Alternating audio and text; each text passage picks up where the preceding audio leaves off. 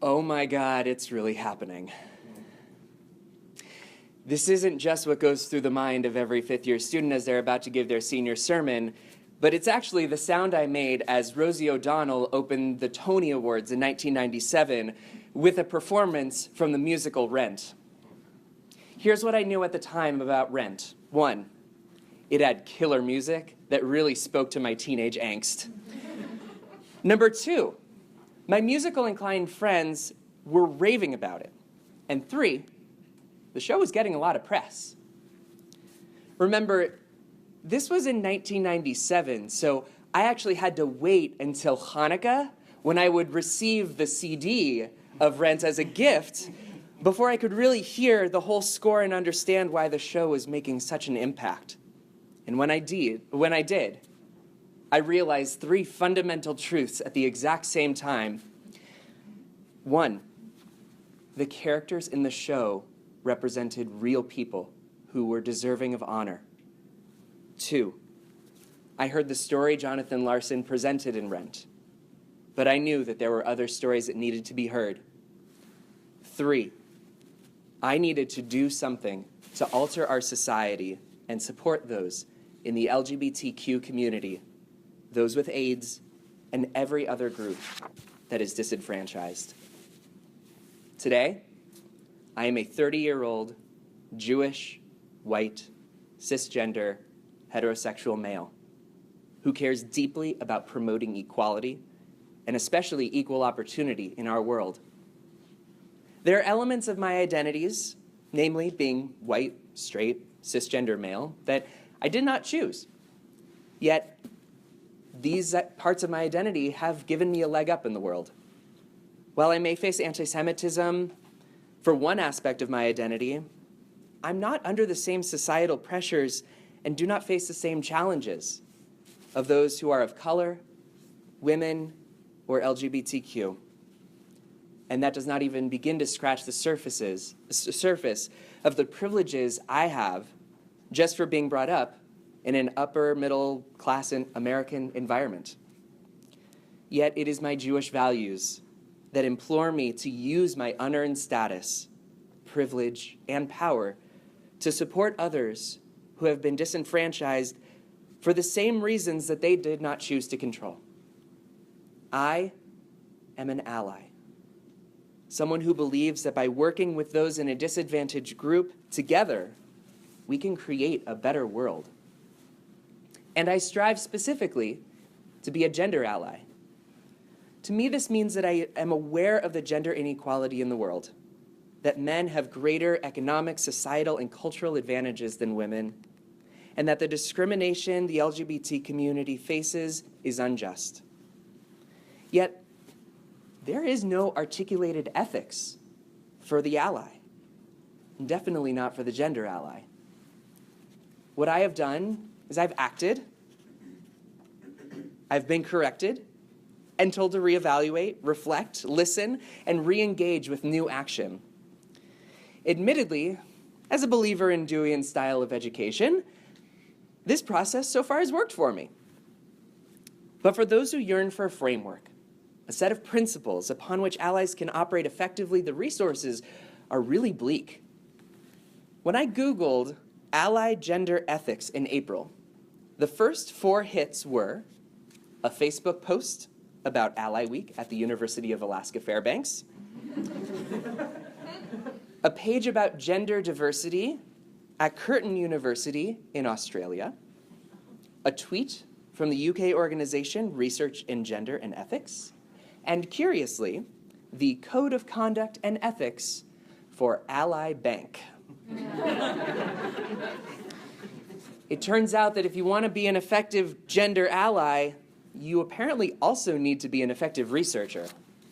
Finding no guide, I created and offer my own preliminary 3 principles of being an ally. My hope is that these principles will provide a framework in which allies will be able to support and advocate for their communities with whom they ally. The 3 principles are simple on their face, yet complex in their understanding. 1, honor the human. 2, hear their story. 3, act. Principle 1, honor the human. As God's creations, all people are deserving of honor. Pirkei Avot constructs this concept with the term kavod habriot, with Ben Zoma's statement, who is honored? Those who honor all people. Rabbi Ruvain Hammer notes that this does not apply only to those who have special privilege in the world, but to all people.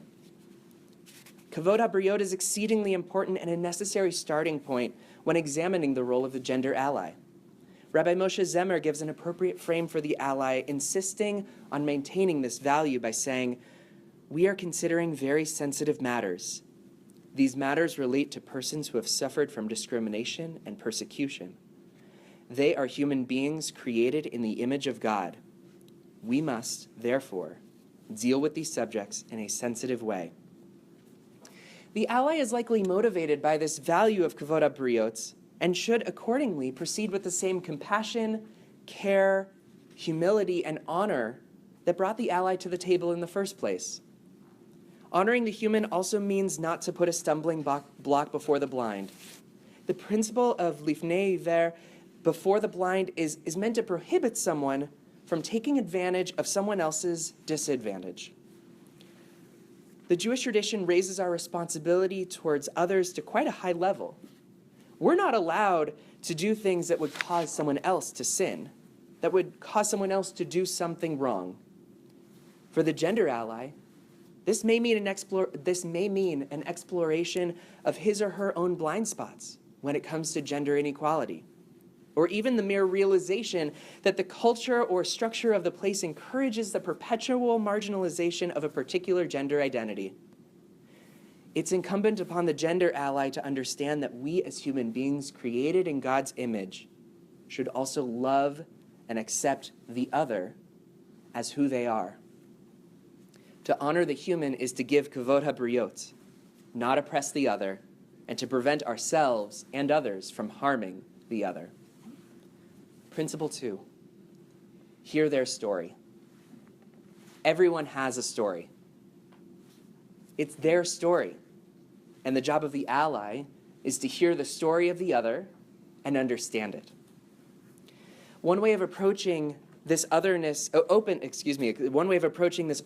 the other story is through the understanding the philosophy of Emmanuel Levinas. For Levinas, the other is any other person, and their face is what shows you the other's vulnerability.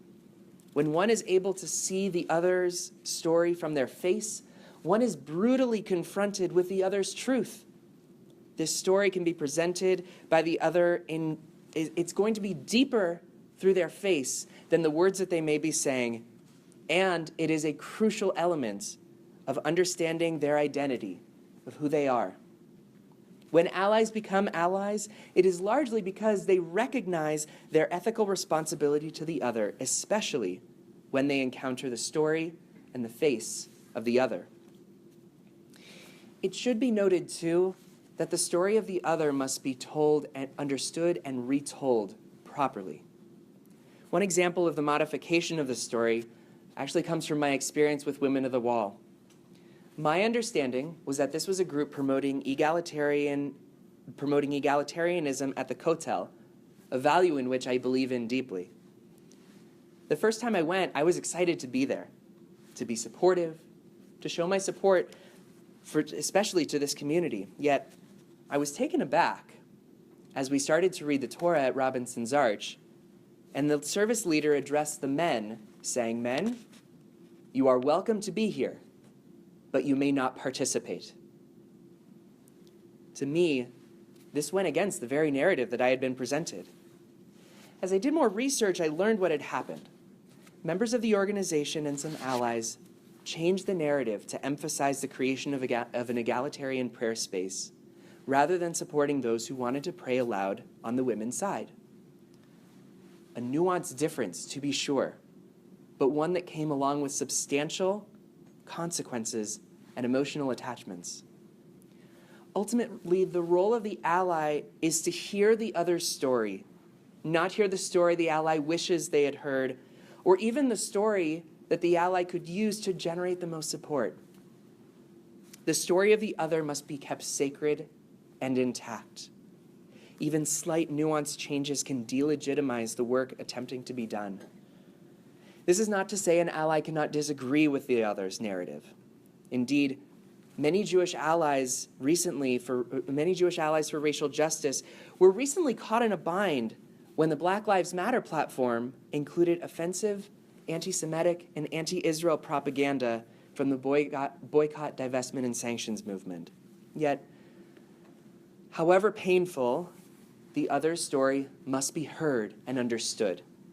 An ally who does not retain their integrity by sincerely hearing the story of the other is not truly an ally. Principle 3, act. Nearly every cultural tradition has some form of the golden rule. In Judaism, we know it from the commandment to love your neighbor as yourself.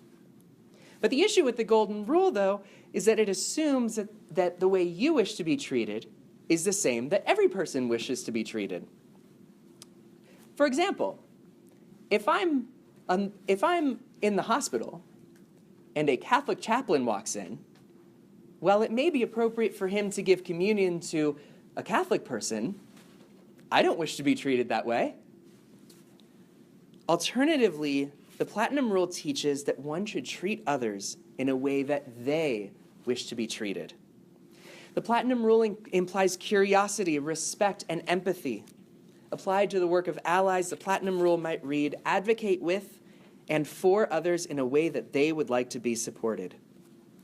An ally is someone who sees injustice in the world and uses their power to correct it, even if that injustice does not disadvantage them directly. Often, but not always, an ally may be a member of a majority group that holds power over another group. And while history has shown time and again that those with power will do whatever they can to retain that power, the ally operates with a different set of motivations.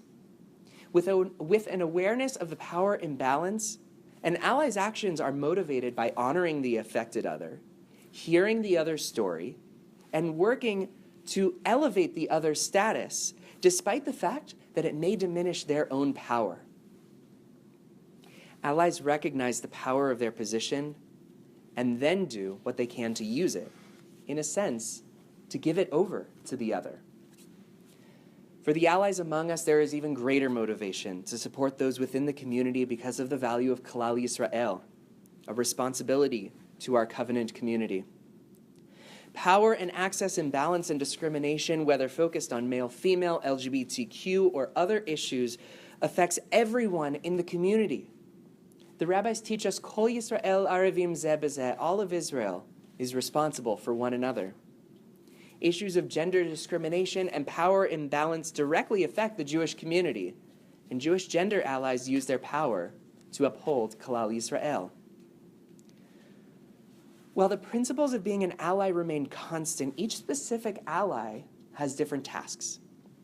For the male-female ally, their primary focus is bridging the gap of access and opportunity between men and women. This does not mean that there cannot be gendered experiences for men and women, but it does mean that everyone should have equal access and opportunity to, for example, work as Jewish communal leaders and receive equal pay. For the LGBTQ ally, the task of the ally is to create a culture that acts towards championing LGBTQ individuals with an embracing environment. When we leave these halls, each one of us will encounter situations which call on us to be allies. Each of us, no matter our identity, can be a champion, can be an ally for a group that may be considered other.